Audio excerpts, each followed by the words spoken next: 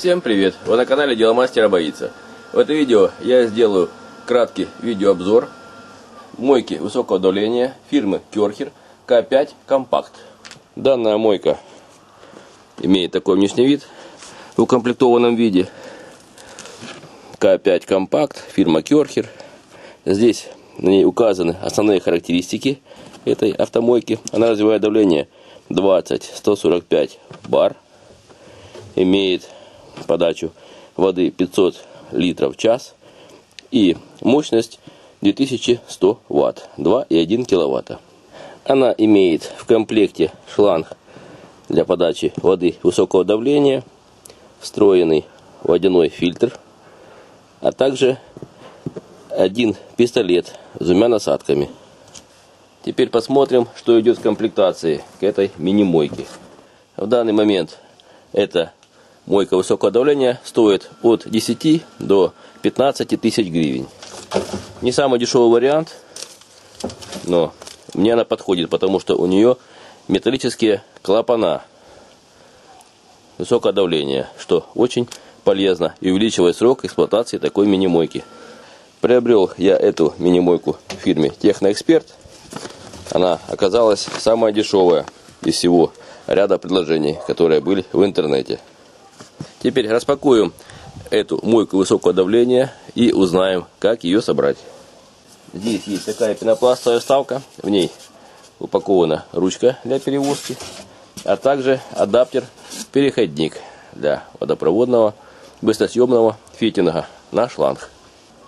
Шланг имеет максимальное рабочее давление 16 мегапаскаль, рабочую температуру 40 градусов Цельсия. Но выше мы ее использовать не будем. А также два фитинга закрыты заглушками для того, чтобы сюда не попал внутрь мусор. И вот мини-мойка. Имеет такой внешний вид. Теперь рассмотрим основные компоненты этой мойки высокого давления. Здесь есть такой переключатель. Включение-выключение. Вверху штуцер для подключения шланга высокого давления. А с правой стороны есть шланг для забора пенообразователя из посторонней емкости и штуцер для подключения водопроводной воды. В штуцере для подключения водопроводной воды уже встроен фильтр. Он, конечно, маловатый. Мне кажется, что при возможности нужно купить полноценный наружный фильтр, который очищает воду. В первую очередь необходимо установить на свое место эту ручку для перевозки мойки высокого давления. С торцов она имеет треугольное сечение, поэтому вы не перепутаете, как ее вставлять в крепление мини-мойки. Здесь есть защелочки.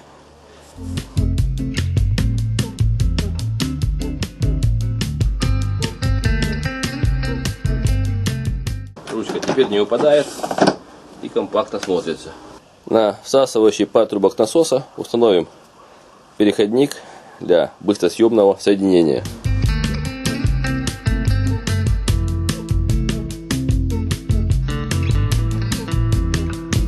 Затем на шланге высокого давления снимем заглушку и подсоединим его к корпусу мойки высокого давления в верхней части.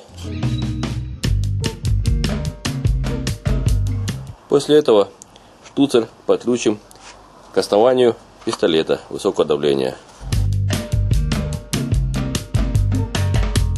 Здесь есть такая кнопочка, которая позволяет снимать и одевать этот разъем. Вот шланг на своем месте на пистолете. Осталось поставить сюда один из спрысков и проверить, как работает эта мойка высокого давления. После этого я начну тестирование мойки высокого давления. В первую очередь я почищу грязную дорожку, по которой часто гуляют куры, и она постоянно грязная. Нормальным давлением она не отмывается сразу, приходится долго размачивать, а это все потеря времени. Я сейчас возьму резевую фрезу и попробую ей помыть дорожку. Резевая фреза имеет такой внешний вид, она очень мощная и в основном применяется для сбивания верхнего слоя грязи при мойке автомобиля. Подсадим фрезу к пистолету вставляем ее горизонтально, затем проворачиваем по часовой стрелке и фиксируем вертикально. Теперь с помощью быстросъемного разъема подключим шланг для подачи водопроводной воды в эту мини-мойку. После этого, не подключая электропитание к мойке высокого давления, необходимо открыть воду и хорошо обезвоздушить систему, чтобы не было никаких пузырьков воздуха. Иначе она будет работать нестабильно.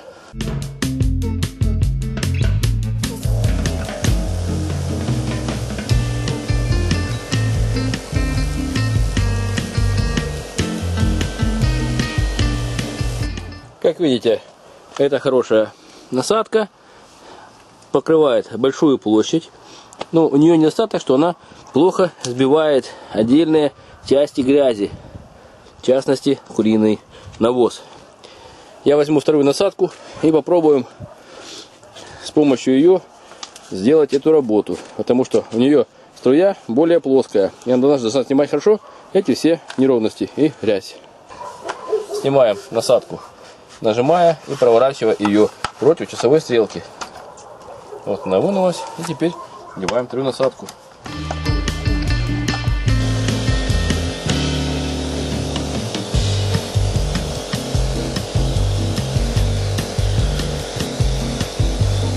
Как видите, в этом режиме Hard грязь на дорожке сбивается моментально. Значит, эта насадка имеет большую силу за счет того, что струя имеет плоское направление. Для того, чтобы уберечь мойку от грязи, я установил такой дополнительный фильтр картриджного типа. Вот видно, что за 2 раза использования собралось очень много частичек грязи, которые идут из труб. А эта мелкая грязь способствует уничтожению клапанной системы помпы. Клапана становятся побитыми, и затем необходимо их полировать. А иногда это невозможно. На следующем этапе мы попробуем помыть машину с помощью встроенного пеногенератора и посмотрим, какая будет эффективность пены. Машина уже не мылась пару недель, покрылась слоем пыли, грязные стекла, грязные колеса. Попробуем ее хорошо отмыть с помощью вот такой активной пены. Активная пена фирмы DLS 125 Plug. Это польская фирма. И теперь необходимо ее развести в пропорции 1:20-25. Я возьму 5-литровую пластиковую бутылку, налью в нее примерно 4 литра воды, и остальное будет пена.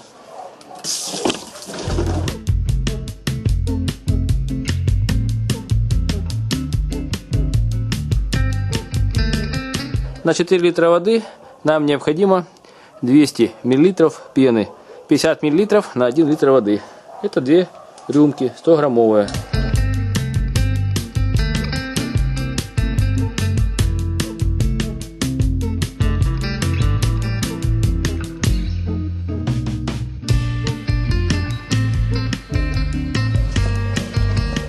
Теперь хорошо перемешаем этот раствор. После этого я достану трубочку для подачи шампуня и помещу ее в шампунь. Трубочка длинная, поэтому хватает ее вдоволь. Теперь промою систему, пока из патрубка не пойдет пена. Вот видно, что пошла пена, и можно ее подавать на автомобиль. Пену желательно подавать на сухой кузов автомобиля. Так она лучше подействует на грязь и быстрее затем она отмоется.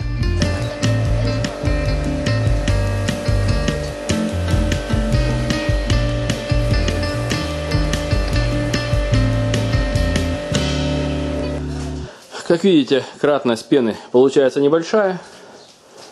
Это, скорее всего, не пена, а смачиватель. Но тоже хорошо разъедает. Подождем 5 минут и будем смывать грязь. Вот прошло 5 минут. Пена подействовала.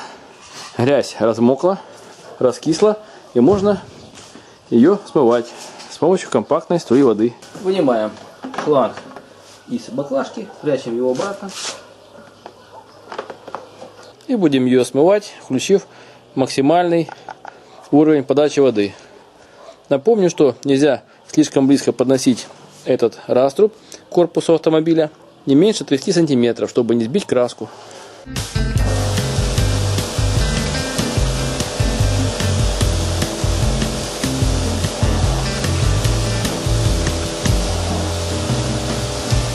И чтобы не было разводов при высыхании автомобиля, я протру кузов и уберу всю воду с помощью микрофибры.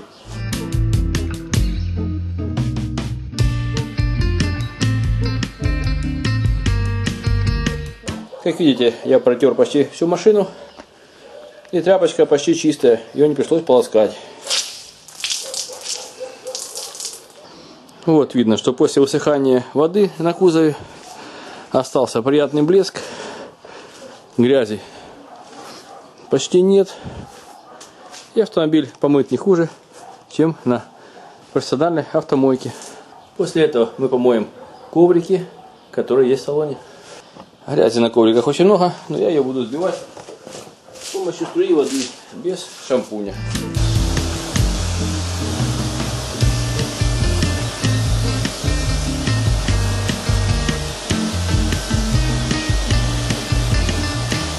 Внешняя грязь сбилась полностью, коврики чистые. Посмотрим на их состояние после высыхания воды. После этого с использованием все той же универсальной насадки я помою ковер.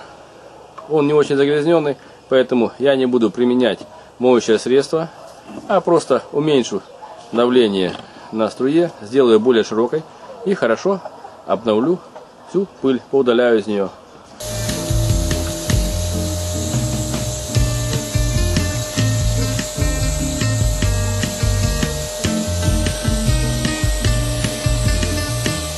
Как видите, струя воды даже выбивает грязь без моющего средства из такого ковра. При мойке ковра будьте осторожны, не делайте слишком большое давление и не притуляйте пистолет к ковру, потому что часто основание начинает портиться и ковер будет дырявый. После этого я попробую помыть пластиковые окна. Они уже не мылись около месяца, поэтому можно проверить, как поменяется их внешний вид. На пластиковых окнах особенно грязные сами стекла и подоконник, потому что сюда постоянно попадает пыль, грязь и фекалии птичек. Необходимо это все помыть. Особое внимание к сеткам. Сетки очень слабые, поэтому необходимо, чтобы они не порезались. Поэтому или мы их снимаем, или моем издалека. И закрываем окна, чтобы не попала вода в дом.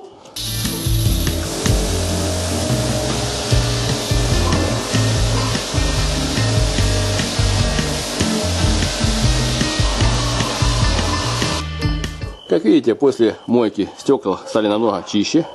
Подоконник тоже лишился крупных загрязнений. Но, конечно, я давно не мыл уже, поэтому иногда нужно чем-то потереть или дать ему раскиснуть, чтобы он стал идеально чистым. Сетки отмылись, основная часть грязи смылась.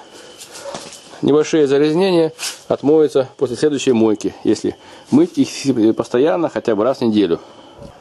Эта мойка мне понравилась тем, что у нее металлические седла на клапанах давления, которые на других мойках пластиковые. Я в прошлых видео показывал, как затереть и отремонтировать клапана на мини-мойке Эксперт. Но здесь они металлические, поэтому проблем должно быть меньше. И ресурс у нее будет больше. Вы были на канале Дело Мастера Боится, смотрели видео о мойке Кёрхер К5. Пишите свои замечания, комментарии, ставьте лайки, подписывайтесь на наш канал. Будьте с нами. Всем пока!